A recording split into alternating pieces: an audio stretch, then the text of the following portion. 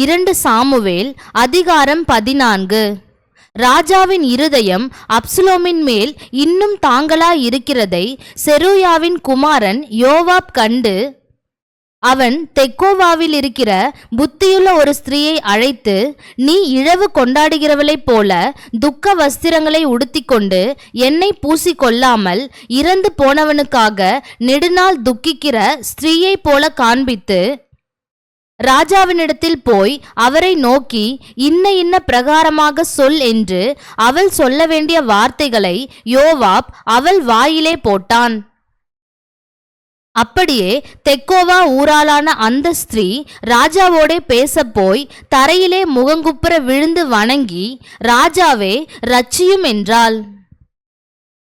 ராஜா அவளை பார்த்து, உனக்கு என்ன வேண்டும் என்றதற்கு அவள், நான் விதவையானவள், என் புருஷன் சென்று போனான். உமது அடியாளுக்கு 2 குமாரர் இருந்தார்கள். அவர்கள் இருவரும் வெளியிலே சண்டை பண்ணி அவர்களை விலக்க ஒருவரும் இல்லாதபடியினால் ஒருவன் மற்றவனை அடித்து கொன்று போட்டான். வம்சத்தார் எல்லோரும் உம்முடைய அடியாளுக்கு விரோதமாய் எழும்பி தன் சகோதரனை கொன்று போட்டவனை ஒப்பி, அவன் கொன்ற அவன் சகோதரனுடைய பிராணனுக்காக நாங்கள் அவனை கொன்று போடுவோம், சுதந்திரவாளனாயினும் அவனையும் அழித்து போடுவோம் என்கிறார்கள். இப்படி என் புருஷனுக்கு பேரும் நீதியும் பூமியின் மேல் வைக்கப்படாதபடிக்கு எனக்கு இன்னும் மீதியாயிருக்கிற பொறியையும் அவித்து போட மனதாயிருக்கிறார்கள் என்றாள். ராஜா அந்த ஸ்திரீயை பார்த்து, நீ உன் வீட்டுக்கு போ, உன் காரியத்தை குறித்து உத்தரவு கொடுப்பேன் என்றான். பின்னும் அந்த தெக்கோவாவூர் ஸ்திரீ ராஜாவை பார்த்து, ராஜாவாகி என் ஆண்டவனே, ராஜாவின் மேலும் அவர் சிங்காசனத்தின் மேலும் குற்றமில்லாதபடிக்கு அந்த பழி என் மேலும் என் தகப்பன் வீட்டின் மேலும் சுமர கடவது என்றாள். அதற்கு ராஜா, உனக்கு விரோதமாக பேசுகிறவனை என்னிடத்தில் கொண்டு வா, அப்பொழுது அவன் இனி உன்னை தொடாதிருப்பான் என்றான். பின்னும் அவள், இரத்தப்பழி வாங்குகிறவர்கள் அழிம்பு செய்து என் குமாரனை அதம் பண்ண பெருகி போகாதபடிக்கு ராஜாவானவர் தம்முடைய தேவனாகிய கர்த்தரை நினைப்பாராக என்றாள். அதற்கு ராஜா, உன் குமாரனுடைய மயிரில் ஒன்றாவது தரையில் விழுவதில்லை என்று கர்த்தரின் ஜீவனை கொண்டு சொல்லுகிறேன் என்றான். அப்பொழுது அந்த ஸ்திரீ, ராஜாவாகிய என் ஆண்டவனோடே உமது அடியால் ஒரு வார்த்தை சொல்ல உத்தரவாக வேண்டும் என்றாள். அவன், சொல்லு என்றான். அப்பொழுது அந்த ஸ்திரீ, பின்னை ஏன் தேவனுடைய ஜனத்திற்கு விரோதமாய் இப்படிப்பட்ட நினைவை நீர் கொண்டிருக்கிறீர்? துரத்துண்ட தம்முடையவனை ராஜா திரும்ப அழைக்காததினாலே ராஜா இப்பொழுது சொன்ன வார்த்தையினால் குற்றமுள்ளவரைப் போல் இருக்கிறார். நாம் மரிப்பது நிச்சயம், திரும்ப சேர்க்க கூடாதபடிக்கு தரையிலே சுவருகிற தண்ணீரைப் போல் இருக்கிறோம். தேவன் ஜீவனை எடுத்து கொள்ளாமல் துரத்துண்டவன் முற்றிலும் தம்மை விட்டு விலக்கப்படாதிருக்கும் நினைவுகளை நினைக்கிறார். இப்போதும் நான் என் ஆண்டவனாகிய ராஜாவோடே இந்த வார்த்தையை பேச வந்த முகாந்திரம் என்னவென்றால், ஜனங்கள் எனக்கு பயம் உண்டாக்கினதினால் நான் ராஜாவோடே பேச வந்தேன். ஒருவேளை ராஜா தமது அடியாளுடைய வார்த்தையின்படி செய்வார் என்று உமது அடியாளாகிய நான் நினைத்ததினாலும் வந்தேனே ஒழிய வேறில்லை. என்னையும் என் குமாரனையும் ஏகமாய் தேவனுடைய சுதந்திரத்திற்கு புறம்பாக்கி அழிக்க நினைக்கிற மனுஷருடைய கைக்கு தமது அடியாளை நீங்களாக்கி விடும்படிக்கு ராஜா கேட்பார். ராஜாவாகிய என் ஆண்டவனுடைய வார்த்தை எனக்கு ஆறுதலாய் இருக்கும் என்று உமது அடியாளாகிய நான் எண்ணினேன். நன்மையையும் தீமையையும் கேட்கும்படி ராஜாவாகிய என் ஆண்டவன் தேவனுடைய தூதனைப் போல இருக்கிறார். இதற்காக உம்முடைய தேவனாகிய கர்த்தர் உம்மோடே கூட இருக்கிறார் என்றாள். அப்பொழுது ராஜா அந்த ஸ்திரீக்கு பிரதியுத்தரமாக, நான் உன்னிடத்தில் கேட்கும் காரியத்தை நீ எனக்கு மறைக்க வேண்டாம் என்றான். அதற்கு அந்த ஸ்திரீ, ராஜாவாகிய என் ஆண்டவர் சொல்வாராக என்றாள். அப்பொழுது ராஜா, இதிலெல்லாம் யோவாப் உனக்கு உட்கையாய் இருக்கவில்லையா என்று கேட்டான்.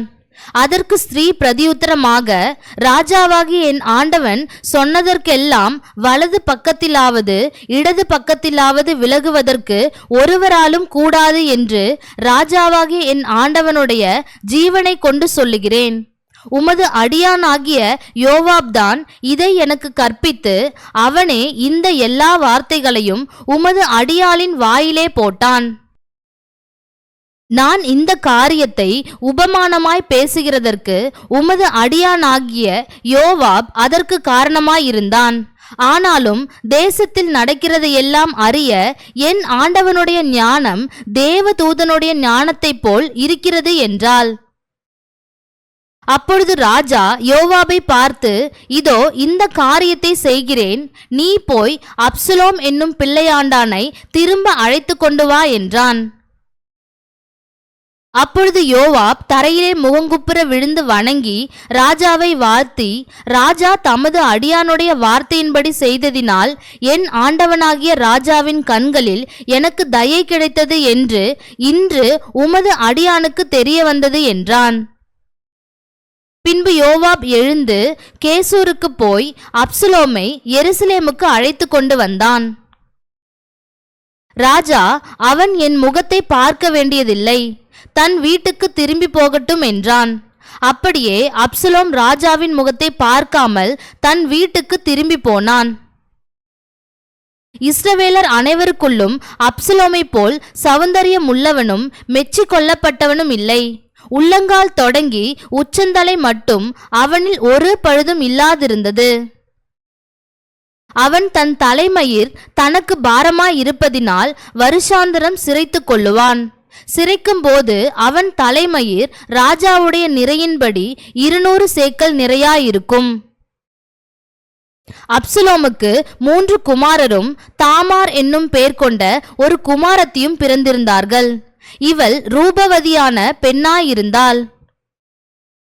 அப்சலோம் ராஜாவின் முகத்தை காணாமலே 2 வருஷம் எருசலேமிலே குடியிருந்தான். ஆகையால் அப்சலோம் யோவாபை ராஜாவினிடத்தில் அனுப்பும்படி அழைப்பித்தான். அவனோ அவனிடத்திற்கு வரமாட்டேன் என்றான். 2ஆம் விசையும் அவன் அழைத்தனுப்பினான். அவன் வரமாட்டேன் என்றான். அப்பொழுது அவன் தன் வேலைக்காரரை பார்த்து, இதோ என் நிலத்திற்கு அருகே யோவாபின் நிலம் இருக்கிறது, அதிலே அவனுக்கு வார்கோதுமை விளைந்திருக்கிறது, நீங்கள் போய் அதை தீக்கொளுத்தி போடுங்கள் என்றான். அப்படியே அப்சலோமின் வேலைக்காரர் அந்த நிலத்தை தீக்கொளுத்தி போட்டார்கள். அப்பொழுது யோவாப் எழுந்திருந்து அப்சலோமிடத்தில் வீட்டிற்குள் போய், என்னுடைய நிலத்தை உம்முடைய வேலைக்காரர் தீக்கொளுத்தி போட்டது என்ன என்று அவனை கேட்டான். அப்சலோம் யோவாபை பார்த்து, இதோ நான் ஏன் கேசூரிலிருந்து வந்தேன், நான் அங்கே இருந்துவிட்டால் நலம் என்று ராஜாவுக்கு சொல்லும்படி உம்மை ராஜாவினிடத்தில் அனுப்புவதற்காக உம்மை இங்கே வரும்படி அழைப்பித்தேன்.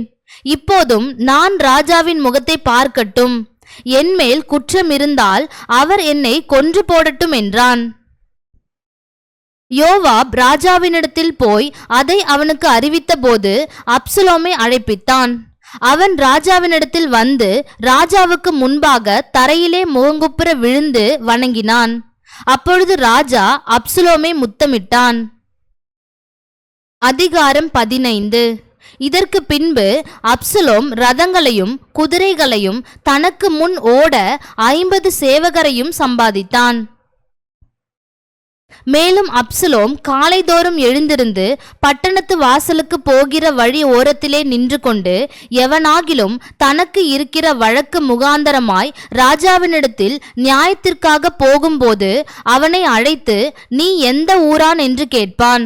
அவன், உமது அடியான் இஸ்ரவேல் கோத்திரங்களில் ஒன்றுக்கடுத்த இன்ன ஊரான் என்றால், அப்பொழுது அப்சலோம் அவனை நோக்கி, இதோ உன் காரியம் நேர்மையும் நியாயமுமாயிருக்கிறது, ஆனாலும் ராஜாவினிடத்திலே உன் காரியத்தை விசாரிப்பார் ஒருவரும் இல்லை என்பான்.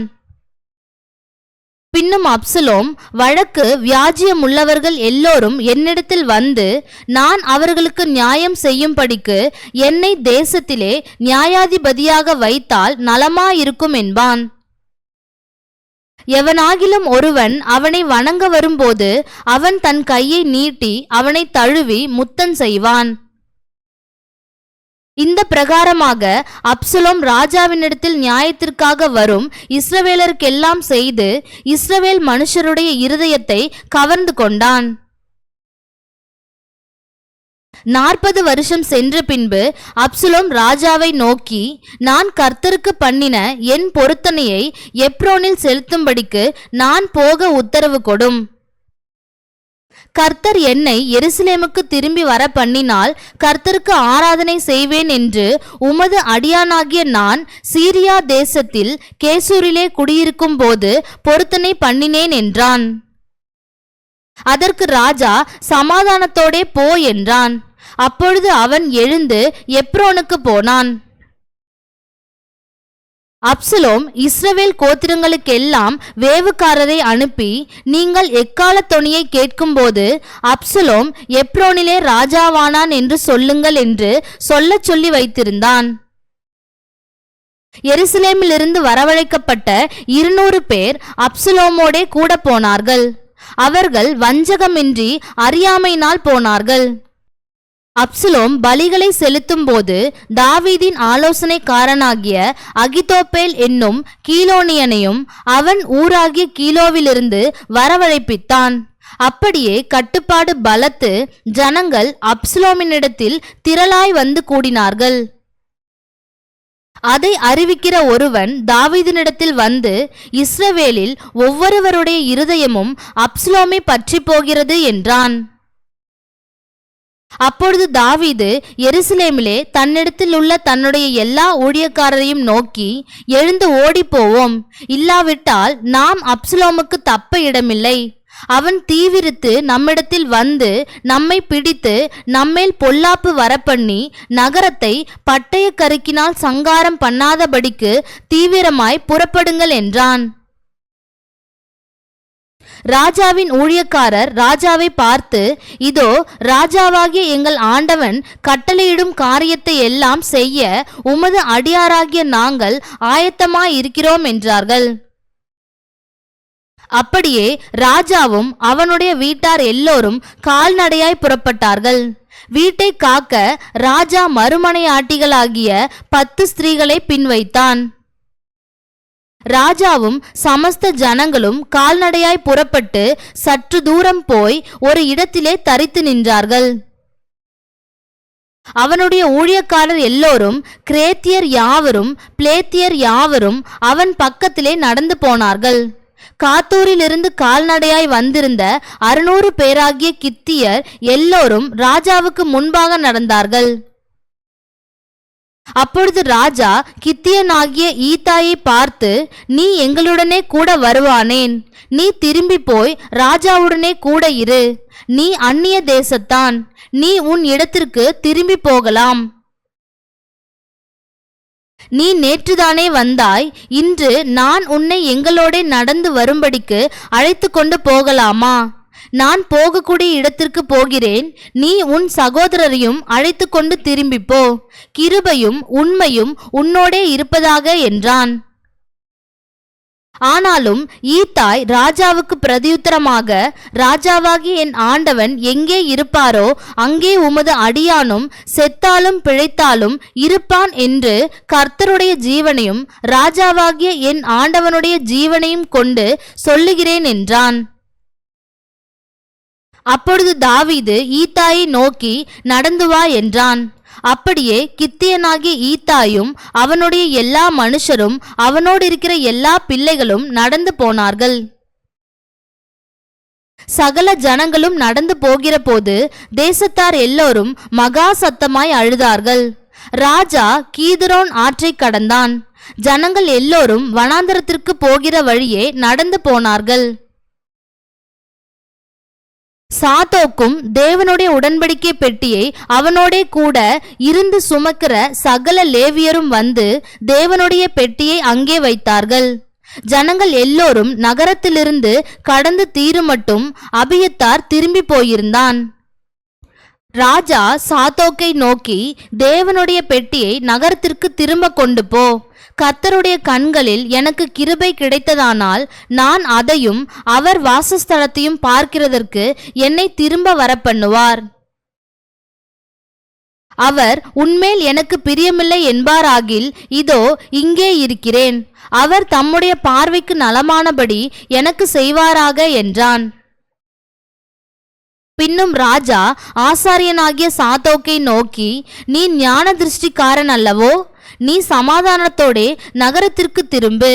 உன் மகன் அகிமாசும் அபியத்தாரின் மகன் யோனத்தானுமாகிய உங்கள் குமாரர் 2 பேரும் உங்களோடே கூட திரும்பி போகட்டும். எனக்கு அறிவிக்கிறதற்கு உங்களிடத்திலிருந்து செய்தி வருமட்டும் நான் வனாந்தரத்தின் வெளிகளிலே தரித்திருப்பேன் என்றான். அப்படியே சாதோக்கும் அபியத்தாரும் தேவனுடைய பெட்டியை எருசலேமுக்கு திரும்ப கொண்டு போய் அங்கே இருந்தார்கள்.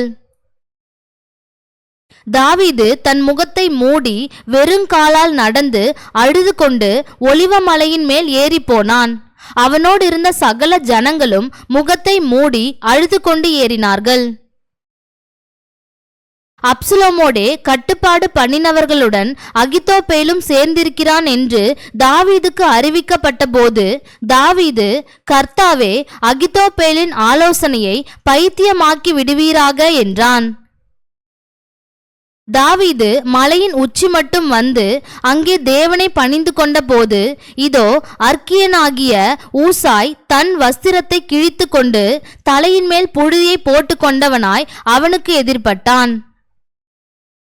தாவீது அவனை பார்த்து, நீ என்னோடே கூட நடந்து வந்தால் எனக்கு பாரமாயிருப்பாய்.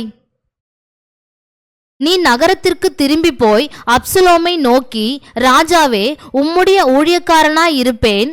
முன் நான் உம்முடைய தகப்பனுக்கு ஊழியக்காரனாய் இருந்தேன், இப்போது நான் உமக்கு ஊழியக்காரன் என்றாயே ஆகில் எனக்காக அகித்தோப்பேலின் ஆலோசனையை அபத்தமாக்குவாய். உன்னோடே அங்கே சாதோக் அபியத்தார் என்னும் ஆசாரியர்கள் இருக்கிறார்கள் அல்லவா? ராஜாவின் வீட்டிலே பிறக்கிற ஏதேது செய்தி உண்டோ, என்னென்ன கேள்விப்படுகிறாயோ அதையெல்லாம் சாதோக் அபியத்தார் என்னும் ஆசாரியர்களுக்கு அறிவிப்பாய். அங்கே அவர்களோடே சாதோக்கின் மகன் அகிமாசும் அபியத்தாரின் மகன் யோனத்தானும் அவர்கள் 2 குமாரரும் இருக்கிறார்கள். நீங்கள் கேள்விப்படுகிற செய்தி எல்லாம் அவர்கள் வசமாய் எனக்கு அனுப்புவீர்களாக என்றான். அப்படியே தாவீதின் சிநேகிதனாகிய ஊசாய் நகரத்திற்கு வந்தான். அப்சலோமும் எருசலேமுக்கு வந்தான். அதிகாரம் 16.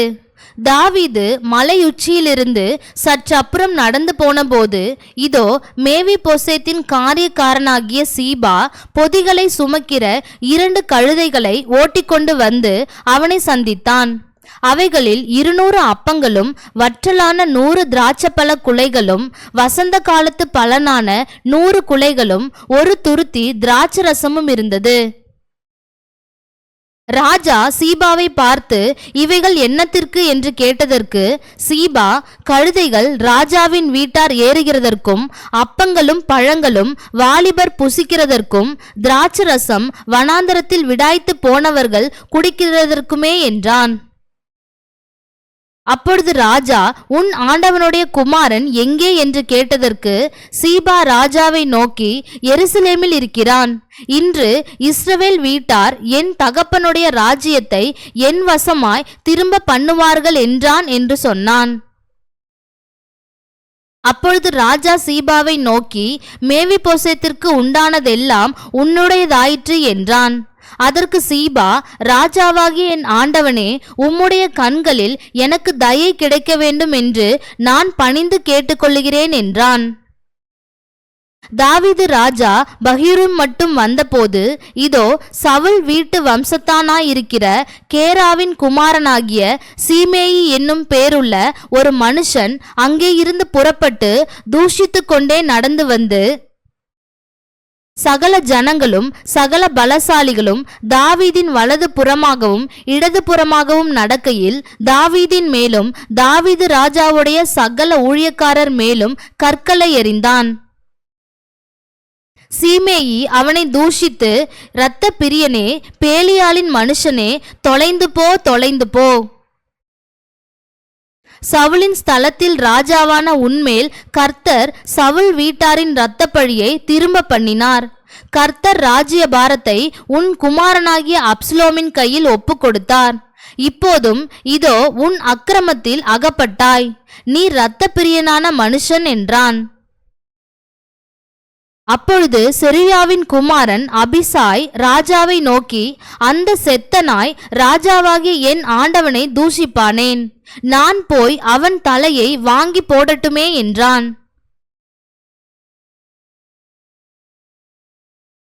அதற்கு ராஜா, செருயாவின் குமாரரே, எனக்கும் உங்களுக்கும் என்ன?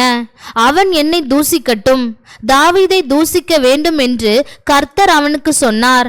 ஆகையால் ஏன் இப்படி செய்கிறாய் என்று கேட்கத்தக்கவன் யார் என்றான். பின்னும் தாவீது அபிசாயையும் தன் ஊழியக்காரர் எல்லோரையும் பார்த்து, இதோ என் கர்ப்ப பிறப்பான என் குமாரனே என் பிராணனை வாங்க தேடும்போது இந்த பென்யமீனன் எத்தனை அதிகமாய் செய்வான், அவன் தூஷிக்கட்டும், அப்படி செய்ய கர்த்தர் அவனுக்கு கட்டளையிட்டிருக்கிறார். ஒருவேளை கர்த்தர் என் சிறுமையை பார்த்து இந்த நாளில் அவன் நிந்தித்த நிந்தனைக்கு பதிலாக எனக்கு நன்மையை சரிக்கட்டுவார் என்றான். அப்படியே தாவீதும் அவன் மனுஷரும் வழியே நடந்து போனார்கள். சீமேயும் மலையின் பக்கத்திலே அவனுக்கு எதிராக நடந்து தூஷித்து அவனுக்கு எதிராக கற்களை எறிந்து மண்ணை தூற்றிக்கொண்டே வந்தான். ராஜாவும் அவனோடிருந்த சகல ஜனங்களும் விடாய்த்தவர்களாய் தங்குமிடத்திலே சேர்ந்து இளைப்பாறினார்கள். அப்சலோமும் இஸ்ரவேல் மனுஷராகிய சகல ஜனங்களும் அவனோடே கூட அகித்தோப்பேலும் எருசலேமுக்கு வந்தார்கள். அர்க்கியனாகிய ஊசா என்னும் தாவீதின் சிநேகிதன் அப்சலோமிடத்தில் வந்தபோது ஊசாய் அப்சலோமை நோக்கி, ராஜாவே வாழ்க, ராஜாவே வாழ்க என்றான். அப்பொழுது அப்சலோம் ஊசாயை பார்த்து, உன் சிநேகிதன் மேல் உனக்கு இருக்கிற தயை இதுதானோ? உன் சிநேகிதனோடே நீ போகாதே போனது என்ன என்று கேட்டான். அதற்கு ஊசாய் அப்சலோமை நோக்கி, அப்படி அல்ல, கர்த்தரும் இந்த ஜனங்களும் இஸ்ரவேல் மனுஷர் அனைவரும் தெரிந்து கொள்ளுகிறவரையே நான் சேர்ந்து அவரோடே இருப்பேன். இதுவும் அல்லாமல் நான் யாரிடத்தில் சேவிப்பேன்? அவருடைய குமாரனிடத்தில் அல்லவா? உம்முடைய தகப்பனிடத்தில் எப்படி சேவித்தேனோ அப்படியே உம்மிடத்திலும் சேவிப்பேன் என்றான். அப்சலோம் அகித்தோப்பேலை பார்த்து, நாங்கள் செய்ய வேண்டியது இன்னதென்று ஆலோசனை சொல்லும் என்றான். அப்பொழுது அகித்தோப்பேல் அப்சலோமை நோக்கி, வீட்டை காக்க உம்முடைய தகப்பன் பின்வைத்த அவருடைய மறுமனையாட்டிகளிடத்தில் பிரவேசியும். அப்பொழுது உம்முடைய தகப்பனுக்கு நாற்றமாய் போனீர் என்பதை இஸ்ரவேலர் எல்லோரும் கேள்விப்பட்டு உம்மோடு இருக்கிற எல்லோருடைய கைகளும் பலக்கும் என்றான். அப்படியே அப்சலோமுக்கு உப்பரிகையின் மேல் ஒரு கூடாரத்தை போட்டார்கள். அங்கே அப்சலோம் சகல இஸ்ரவேலரின் கண்களுக்கு முன்பாக தன் தகப்பனுடைய மறுமனையாட்டிகளிடத்தில் பிரவேசித்தான். அந்நாட்களில் அகித்தோப்பேல் சொல்லும் ஆலோசனை தேவனுடைய வாக்கை போல இருந்தது. அப்படி அகித்தோப்பேலின் ஆலோசனை எல்லாம் தாவீதுக்கும் இருந்தது, அப்சலோமுக்கும் அப்படியே இருந்தது. அதிகாரம் 17. பின்பு அகித்தோப்பேல் அப்சலோமை நோக்கி, நான் 12,000 பேரை தெரிந்து கொண்டு எழுந்து இன்று ராத்திரி தாவீதை பின்தொடர்ந்து போகட்டும். அவன் விடாய்த்தவனும் கை தளர்ந்தவனுமாய் இருக்கையில் நான் அவனிடத்தில் போய் அவனை திடுக்கிட பண்ணுவேன். அப்பொழுது அவனோடு இருக்கும் ஜனங்கள் எல்லோரும் ஓடி போவதினால் நான் ராஜா ஒருவனை மாத்திரம் வெட்டி ஜனங்களை எல்லாம் உம்முடைய வசமாய் திரும்ப பண்ணுவேன். இப்படி செய்ய நீர் வகை தேடினால் எல்லோரும் திரும்பின பின் ஜனங்கள் சமாதானத்தோடு இருப்பார்கள் என்றான். இந்த வார்த்தை அப்சலோமின் பார்வைக்கும் இஸ்ரவேலுடைய சகல மூப்பரின் பார்வைக்கும் நலமாய் தோன்றினது. ஆகிலும் அப்சலோம் அர்க்கியனாகிய ஊசாயை கூப்பிட்டு அவன் வாய்மொழியையும் கேட்போம் என்றான். ஊசாய் அப்சலோமிடத்தில் வந்தபோது அப்சலோம் அவனை பார்த்து, இந்த பிரகாரமாக அகித்தோப்பேல் சொன்னான், அவன் வார்த்தையின்படி செய்வோமா அல்லவென்றால் நீ சொல் என்றான்.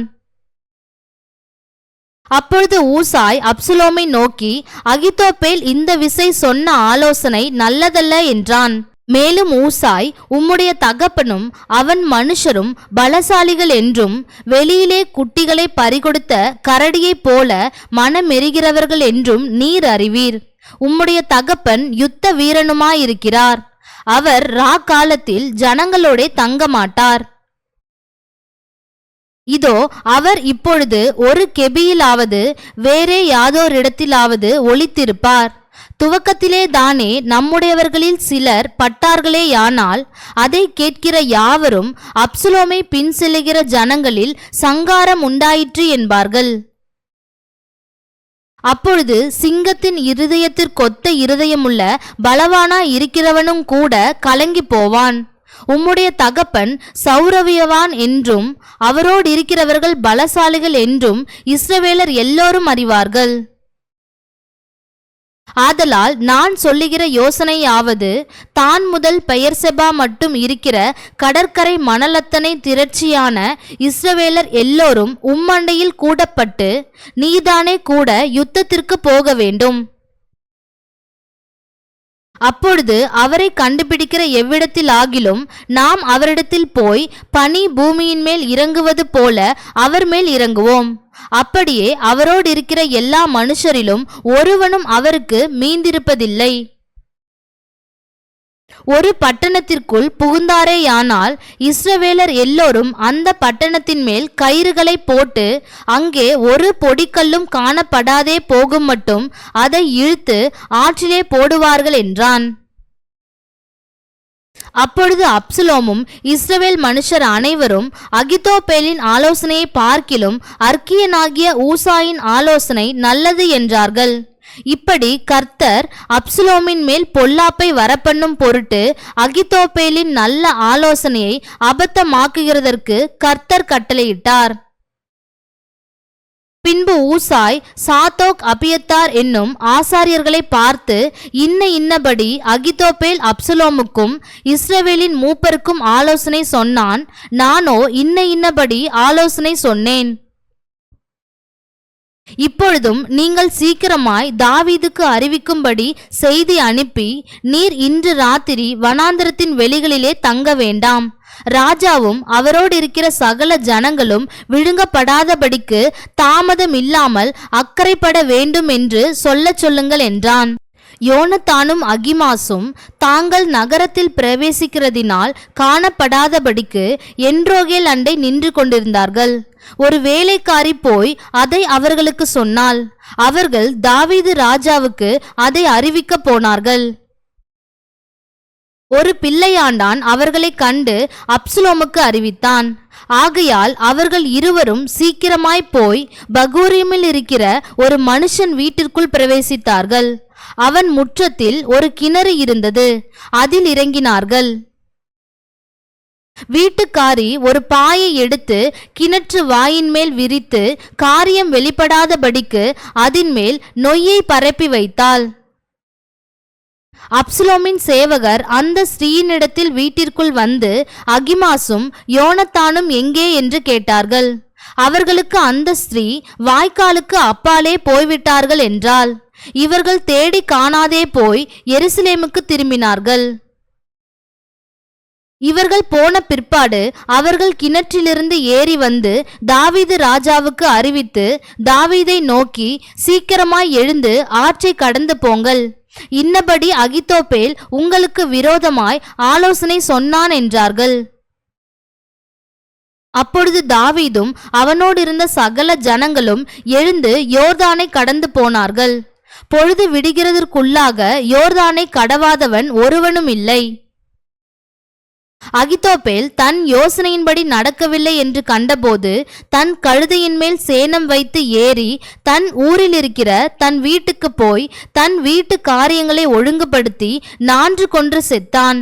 அவன் தகப்பன் கல்லறையில் அவனை அடக்கம் பண்ணினார்கள். தாவீது மக்னாயிமுக்கு வந்தான். அப்சலோமும் சகல இஸ்ரவேலரோடும் கூட யோர்தானை கடந்தான். அப்சலோம் யோவாபுக்கு பதிலாக அமாசாவை இராணுவ தலைவனாக்கினான். இந்த அமாசா நாகாசின் குமாரத்தியும் செருயாவின் சகோதரியும் யோவாபின் அத்தையுமாகிய அபிகாயிலை படைத்த இஸ்ரவேலனாகிய எத்திரா என்னும் பேருள்ள ஒரு மனுஷனுடைய குமாரனாயிருந்தான். இஸ்ரவேல் ஜனங்களும் அப்சலோமும் கீலேயாத் தேசத்திலே பாளையமிறங்கினார்கள். தாவீது மக்னாயிமில் சேர்ந்தபோது அம்மோன் புத்திரரின் தேசத்து ரப்பா பட்டணத்தான் ஆகிய சோபி என்னும் நாகாசின் குமாரனும் லோதேபார் ஊரானான அம்மியேலின் குமாரன் மாகீரும் ரோகிலிம் ஊரானும் கீலேயாத்தியனுமாகிய பர்சிலாவும்